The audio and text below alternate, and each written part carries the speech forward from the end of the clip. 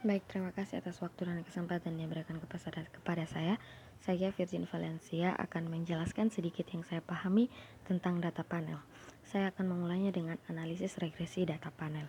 Analisis regresi data panel adalah analisis regresi yang dengan menggunakan struktur data yang merupakan data panel. Data panel itu sendiri merupakan data panel adalah merupakan gabungan dari dua data, yaitu data runtut waktu atau data time series dan juga data silang atau cross section. Data time series meliputi suatu objek atau individu, ini misalnya kurs mata uang, yang kedua tingkat inflasi, yang ketiga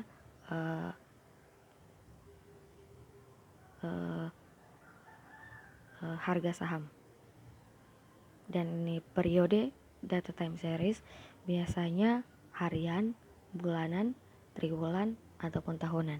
Sedangkan data cross section itu terdiri dari beberapa objek atau banyak objek dan biasanya disebut dengan responden. Baik, yang berikutnya saya akan menjelaskan mengenai menurut Agus Widarjono itu data panel memiliki dua keunggulan dibandingkan dari data time series dan data cross section. Yang pertama, karena data panel merupakan gabungan dari dua data time series dan data cross section, ini menghasilkan data yang banyak dan akan menghasilkan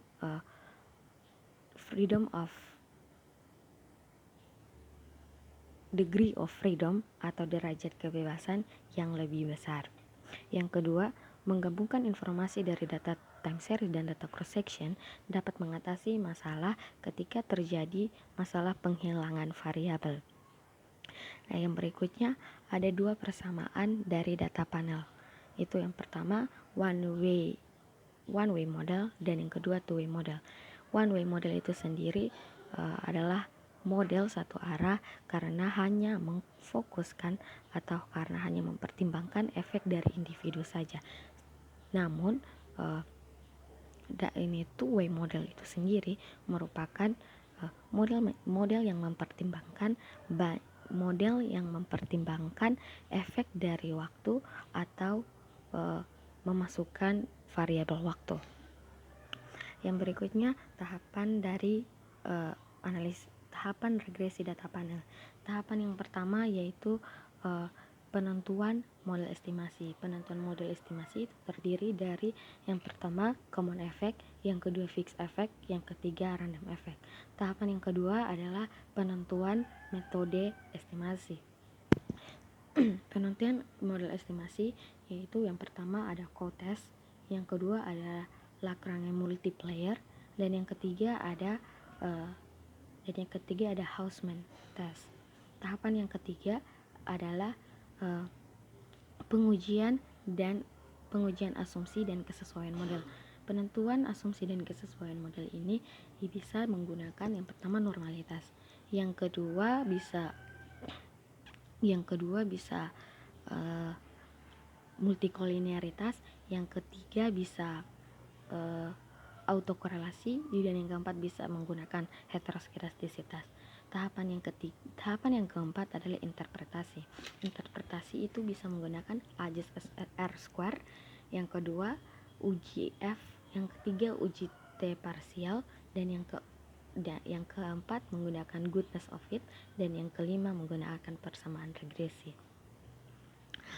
Baik, common effect adalah pendekatan data panel yang paling sederhana ya, karena hanya mengkombinasikan antara dua data tersebut, yaitu data time series dan data cross section. Dan yang berikut adalah fixed effect. Fixed effect ini mengasumsikan bahwa perbedaan antara individu dapat dikombinasikan melalui perbedaan interceptnya. Yang berikutnya adalah random effect. Model ini mengestimasikan data panel di mana variabel gangguan di mana variabel gangguan mungkin saling berhubungan antara waktu dan antar individu. Yang berikutnya adalah uji Howe.